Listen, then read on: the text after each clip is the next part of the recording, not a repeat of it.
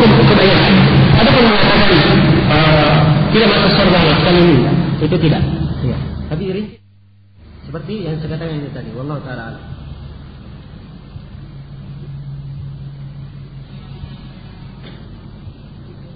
Apakah seorang yang pernah melakukan tatayur, meminta ruqyah, kemudian bertobat karena tidak tahu, bisa masuk surga tanpa hisab dan tanpa adab? Dalam hadis itu disebut dalam bentuk umum. Disebut dalam bentuk umum. Ya, apakah dia tahu atau tidak tahu? Ya. Nah, sebab itu keutamaan khusus bagi orang yang memiliki hal tersebut. Ya, tapi mudah-mudahan diharapkan, ya berdoa, mudah-mudahan Allah Subhanahu wa taala, ya, kalau dia tidak tahu, diberi maaf tentang hal tersebut.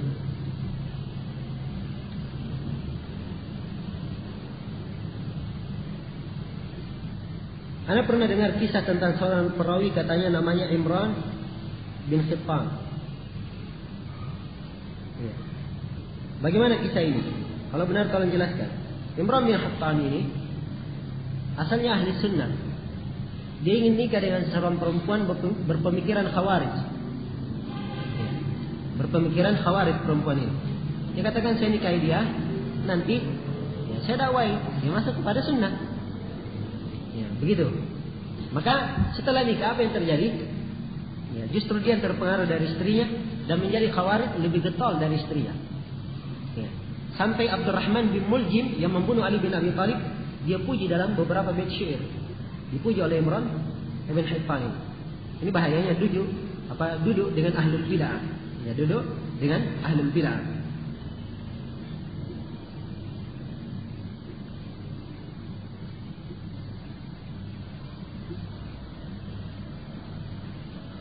Anda diminta tolong seorang untuk mengajarinya membaca Al-Quran. Kemudian orang tersebut memberi imbalan berupa uang. Bolehkah saya mengambilnya? Bagaimana hukumnya? Tidak apa-apa diambil. Dalam hadits Ibnu Abbas yang diriwayatkan oleh Imam Al-Bukhari, Rasulullah SAW bersabda, Inna ahaqqu ma akhadtum bihil ajr fil Quran. Sungguh yang paling hak kalian mengambil pahala darinya atau mengambil upah darinya adalah pada Al-Quran. Dan seorang sahabat juga pernah meruqyah seorang yang membaca Al-Fatihah saja sembuh, diberi hadiah dengan kambing yang banyak. Datang kepada Nabi, "Gimana ya Rasulullah, saya terima atau tidak?" Terus kata Nabi sallallahu alaihi wasallam, "Ya.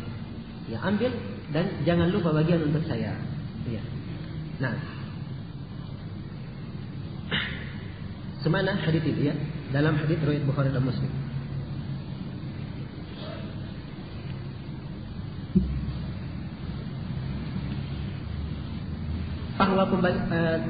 Bahwa pembagian hadits ahad dan mutawatir berasal dari ahlul bid'ah.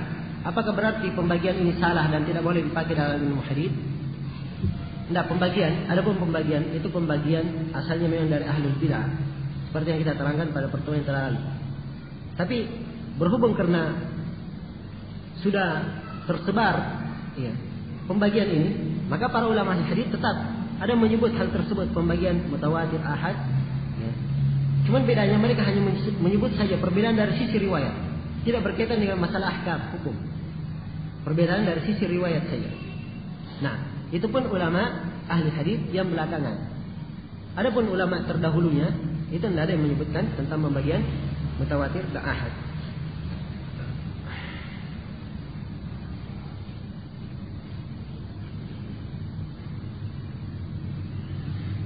Ada yang mengatakan kalau tidak ada ciri-ciri ahli sunnah, maka dia ahlul bid'ah. Apakah ucapan ini benar? Ini sebenarnya bisa diukur benar atau tidak dari kaidah-kaidah yang kita sebutkan kemarin. Iya. Orang yang keluar dari sunnah itu harus tahu kesalahannya apa. Iya. Nah, ciri yang diinginkan itu apa? Bentuknya kemana? Sebab kadang ada orang keluar sebagian, ada keluar secara keseluruhan. Kalau keluar kebagian dia masih ahli sunnah. Nah, masih ahli sunnah. Ya.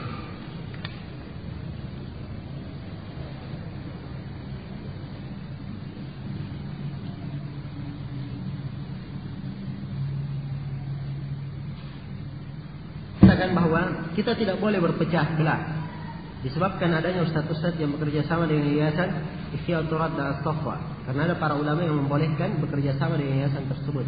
Apakah ini ucapan benar? Tidak. Harus diketahui ya bahwa bentuk kerjasama yang diinginkan kemarin saya sudah terangkan. Iya, kalau dia yayasan hizbiyah seperti Syiatul Safa ini, yayasan hizbi seperti ini, maka tidak ada kita punya hubungan kerjasama dari ini. Dalam bentuk menerima sumbangan, rinciannya saya sudah sampaikan pada pertemuan yang telah lalu. Nah, adapun kita tidak boleh berpecah ya, karena masalah ini juga perkara yang salah. Buktinya saya Syiatul dimanapun dia berada, dia memecah Salafiyin. Dan ini sudah cukup sebagai bukti bahwa ini yayasan adalah yayasan yang tidak baik. Bukan cuma di Indonesia mereka berbuat seperti ini. Ya, di Yamannya, di Kuwaitnya, kemudian di Bangladesh, yang menurut keterangan Syekh Rawi dan Syekh Mukbil, di Inggris, di Amerika. Ya. Kan Inggris, Amerika kaum muslimin sedikit terpecah juga gara-gara yayasannya. Nah, naudzubillah.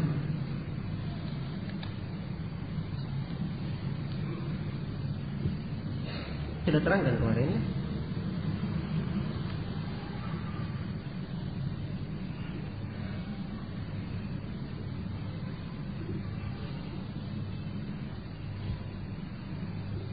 Apa sebab? Tolong sebutkan sebab Laskar Jihad termasuk Khawarij. Sebagian pokok telah kita sebutkan kemarin, akan datang lagi nanti insyaallah sebagian perkara saya akan sebutkan. Nah, sini katakan Allahumma ansur Indonesia bihizbil adala wassalam. Lagi seorang khatib berdoa di khutbah Jumat, dia berdoa, ya Allah tolonglah Indonesia dengan partai keadilan dan kesejahteraan. Apakah ini termasuk tawassul? Nah, ini bukan tawassul ya. Ini permohonan doa. Ya, tapi ini keterlaluan. Betul-betul getol hizbiyah ini. Sampai di khutbah Jumat. Naudzubillah. Dan demikianlah hizbiyah ya ikhwan. Seperti itu keadaannya. Ya.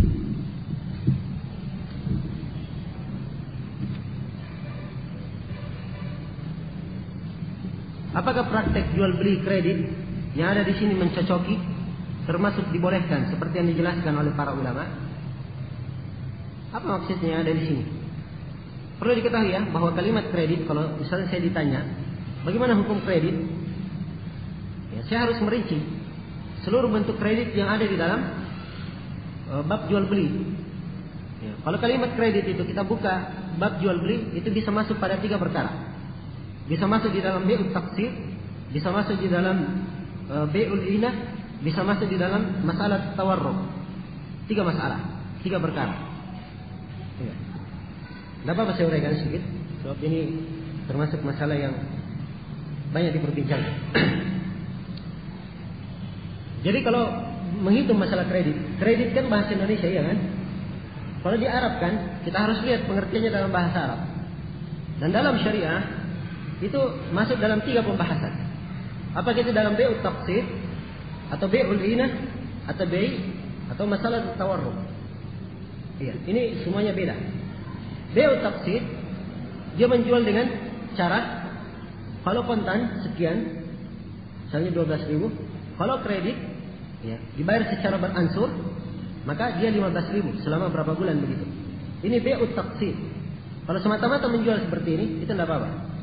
Diperbolehkan menurut pendapat jumhurul ulama. Menurut pendapat jumhurul ulama. Iya. Yang menguatkan pendapat ini Syekh bin Baz, Syekh Ibnu Utsaimin, Syekh Shalih Al-Fauzan, Syekh Shalih bin Abdullah Al-Utsaimin, hampir rata-rata. Lajnah Daimah juga menguatkan pendapat ini tentang bolehnya bai'ut taqsid. Dipahami ini? Tentang masalah cara jual beli dengan cara yang seperti ini. Memang Syekh Al-Albani mengatakan itu terhitung menjual dengan 2 harga dalam as-sahihah. Dan Syekh Mukbil memang beliau mengatakan ada makna riba tentang bai'ut taqsid ini. Tapi kita berputar bersama dalil. Ya. Nah, apalagi kebanyakan para ulama di zaman ini, dan juga ini pendapat jumhurul ulama, pendapat Imam Ahmad dan yang dikuatkan oleh Syekhul Islam Ibnu Taimiyah tentang bolehnya bai'ut taqsid. Tentang bolehnya hal tersebut. Ada yang mengatakan itu menjual dengan 2 harga. Ibnu Al-Qayyim menerangkan panjang lebar dalam Tahdhibus Sunan. Ya, bahwa dalam hadis menjual, larangan dengan menjual dengan 2 harga itu ada 8 penafsiran di kalangan para ulama. Punya 8 penafsiran di kalangan para ulama. Dan Ibnu Qayyim menguatkan itu masuknya ke dalam masalah bai'ul ina. Masuk ke dalam bai'ul ina. Kita akan terangkan bagaimana bai'ul ina itu. Jadi kalau bai'ut taqsid, ya, membayar dengan taqsid, al-qasd taqsid itu dari kalimat al-qisd, bagian. Jadi taqsid dia bayar dengan bagian-bagian tertentu, dia bagi-bagi misalnya bagian. Ya, kalau di Indonesia kan dia bayar secara beransur. Ya, dipahami? Nah, itu boleh. Kita katakan ini menurut pendapat jumhur ulama dibolehkan. Iya. Saya pernah dilihatkan sebagian orang yang menulis, ya, katanya, nggak mungkin, katanya sebagian masalah ini sudah dibahas oleh sekian banyak ulama. Ya. Sekian banyak ulama, diantaranya membahas Syekh Fulan dan Fulan, disebut nama Syekh Al-Albani dan Syekh Mukbil. Nggak cocok. Ya, dengan kalimat sekian banyak ulama, seakan-akan menggambarkan bahwa yang dia kuatkan tentang tidak bolehnya itu pendapat jumhurul ulama. Enggak, itu bukan pendapat jumhur. Pendapat jumhur membolehkan. Ya, pendapat jumhur membolehkan. Dipahami? Baik. Kredit jenis yang kedua yang ada itu dalam bentuk masalah bai'ul ina. Apa itu al-ina? Seorang menjual barang. Ya. Anggaplah saya misalnya, saya jual barang kepada si A dengan harga 10.000, dicicil 2 kali bayar misalnya. Maka si A pun bayar kepada saya 5.000, ya kan?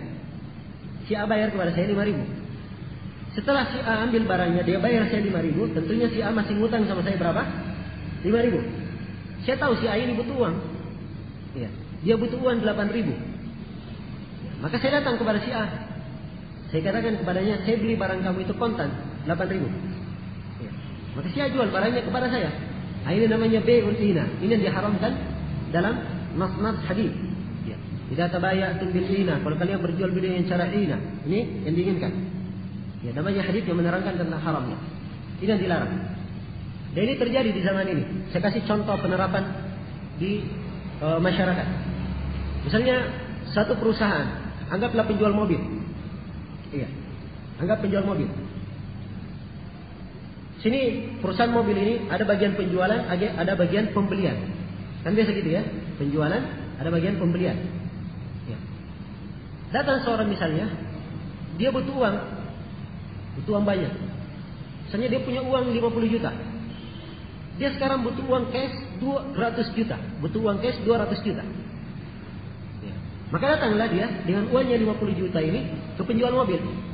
Dia pilih mobil dengan harga 300 juta.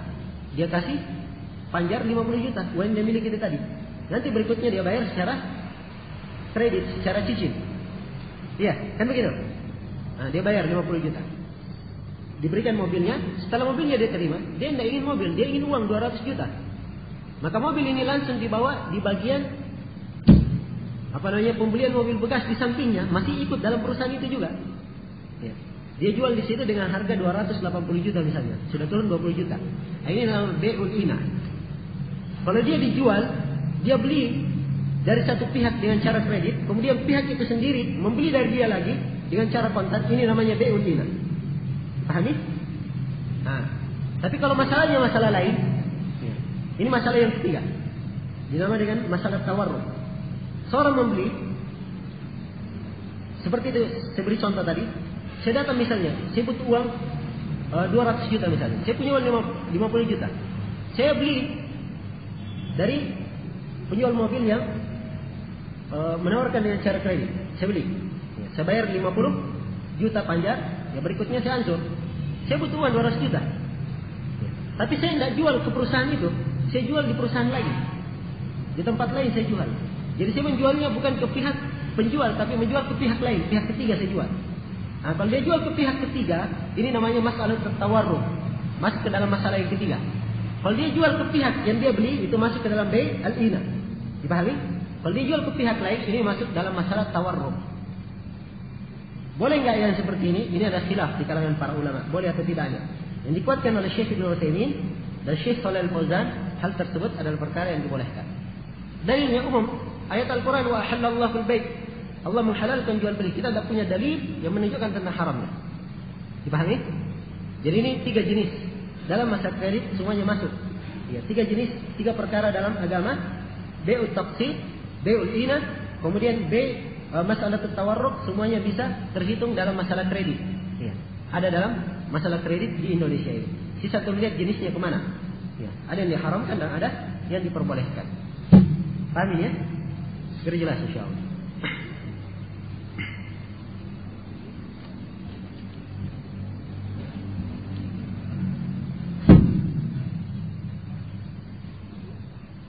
Tentang sumpah jabatan yang dipraktekkan oleh pegawai negeri.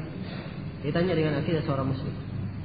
Ya kalau sumpahnya tidak melanggar syariah, ya, dalam arti yang mengambil sumpah tersebut adalah pemerintah, ya maka tidak apa-apa.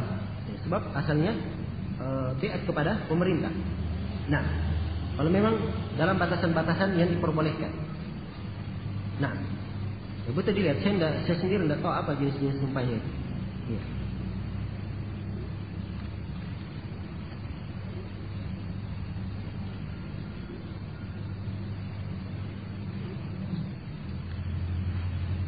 Subuh biasanya terlalu gelap, belum menunjukkan datanya fajar. Bagaimana sikap kita kalau mendengar panggilan adzan tersebut? Kalau ada yang adzan, dijawab adzannya. Jawab saya adzan. Tapi orang ini adzan tepat waktu atau tidak, ini menjadi permasalahan. Ya. Kalau dia yakin orang ini adzan sebelum masuk waktu subuh, ya, dan sholat sebelum masuk waktu subuh, nggak boleh ikut sholat dengannya. Kalau dia ikut sholat, batal sholatnya, sebab sholat bukan pada waktunya. Ya, harus yakin masuk waktu. Nah, tapi kalau dia sendiri tidak tahu waktu, tidak tahu mengira, dan diperkirakan masjidnya adzan dengan baik pada waktunya, tidak apa-apa dia ikut sholat. Ya, tidak apa-apa, ya ikut sholat bersama kaum muslimin. Nah,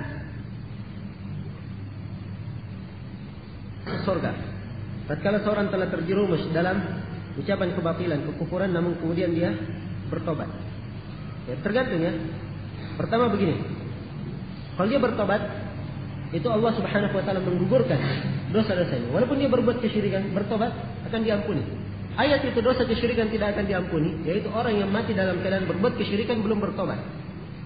Ya, belum bertobat. Kalau dia bertobat sebelum meninggal, insya Allah akan diampuni oleh Allah Subhanahu Wa Taala. Nah, qul ya ibadiyalladzina asrafu ala anfusihim la taqnatu min rahmatillah. Innallaha yaghfirudz dzunuba jami'an. Innahu huwal ghafurur rahim. Sungguhnya Allah mengampuni seluruh dosa. Itu dalilnya dari ayat.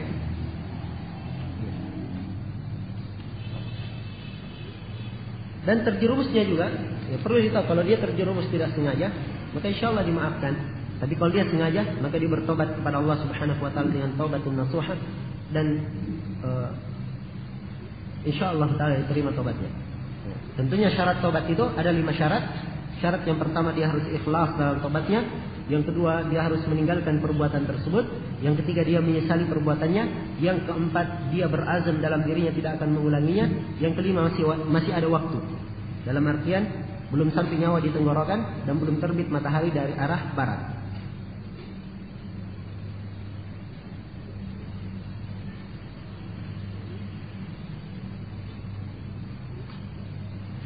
Sistem apakah yang baik dalam talabul ilm? Sistem mulazamah atau kurikulum?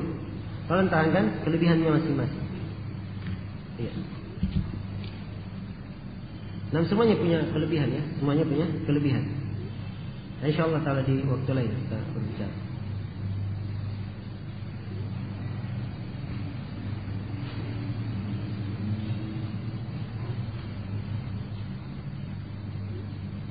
Puasa Asyura tanggal 9 atau 10 atau keduanya, dua-duanya. Ya, Nabi memang waktu puasa, beliau puasa tanggal 10. Cuman beliau katakan kalau saya masih hidup pada tahun depan saya juga akan puasa di hari ke-9. Iya. Salam setelah selesai sholat untuk siapa? Nah, Syekh Ibnu Utsaimin menerangkan bahwa ada 2 kemungkinan.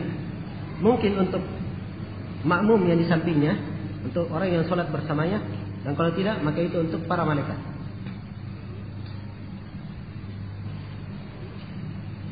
Apa perbedaan iradah kauniyah dan iradah syar'iyyah? Ya, insyaallah akan datang nanti dalam syarh sunnah.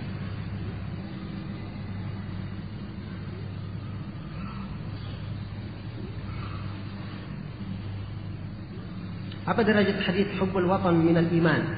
Kata Imam As-Saghani, hadisnya palsu. Cinta tanah air bagian dari keimanan. Kata Imam Mustaghani, haditsnya palsu. Bagaimana kaifiat menggerakkan jari saat tahiyat? Tidak ada menggerakkan jari, ya. Hadits menggerakkan jari lemah. Iya.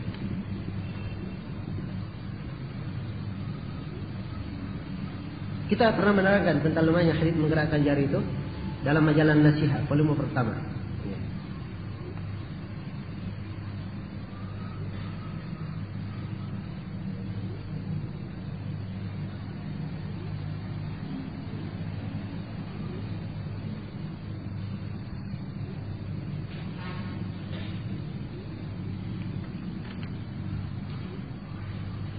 Sebagian pertanyaan sebenarnya itu terjawab ya di dalam penjelasan.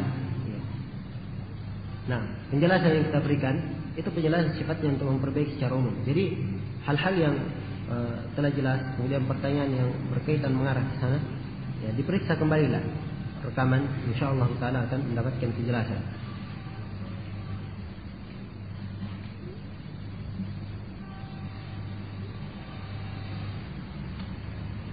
Bagaimana hukum ulang tahun pribadi ke negara? Ya, mereka menganggap itu kebiasaan saja, bukan karena ibadah. Ya, masalahnya di sini bukan berkaitan dengan masalah ibadah, masalahnya tasyabbuh. Ya, menyerupai orang kafir. Dan Nabi sallallahu alaihi wasallam bersabda, "Man tasyabbaha biqaumin fahuwa minhum." Siapa yang menyerupai satu kaum, maka dia termasuk dari mereka.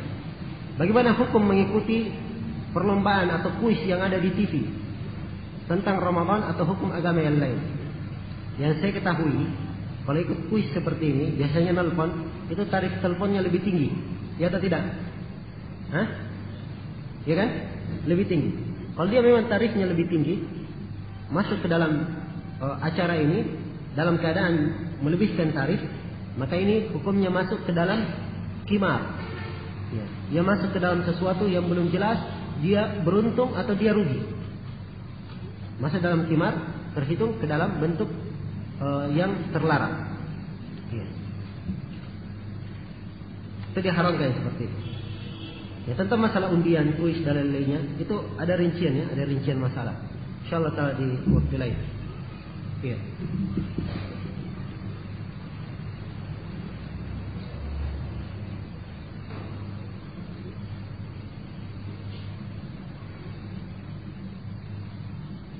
Bagaimana hukum merapatkan kedua tumit sewaktu sujud?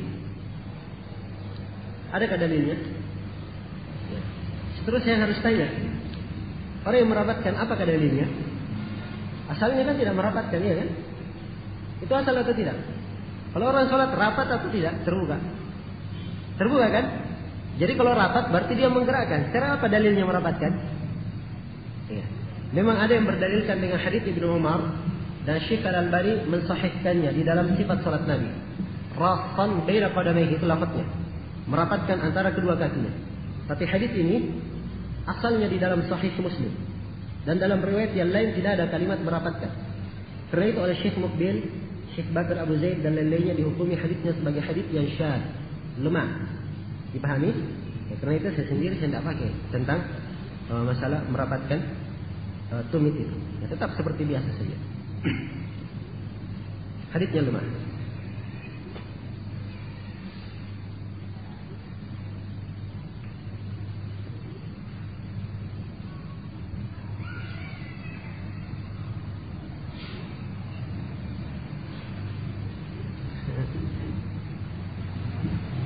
Saya menjadi bingung dengan munculnya di internet tulisan bahwa ustadz-ustadz yang dipercaya sebagai ustadz salafi di Indonesia hanya 35 orang. Yaitu Ustadz Usama Mahdi, Lukman Ba'abdu dan lain-lain. Lalu kenapa Ustadz Zulkarnain tidak termasuk dari jajaran Ustadz Salafi? Ya. Sekali lagi, yang Salafi itu bukan cap, stempel dari mereka, ya. Atau dibeli dengan produk dari mereka. Tidak. Jadi Salafi itu adalah menggambarkan manhaj dan metode. Walaupun mengaku Salafi, kalau tidak berada di atas manhaj salaf, ya, walaupun mentazkiyah dirinya dengan tazkiyah bagaimanapun setinggi gunung, yang menjadi ukuran di sisi Allah Subhanahu wa taala adalah istiqomah seorang di atas Alkitab dan As-Sunnah. Itu tidak membahayakan. Dan kita juga tidak pernah merasa tidak enak dengan hal tersebut.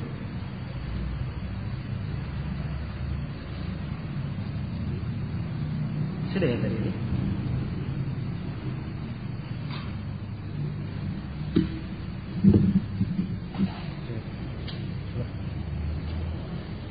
Apakah mengikuti manhaj salafkah Luqman dan Askari sekarang ini? Ini saya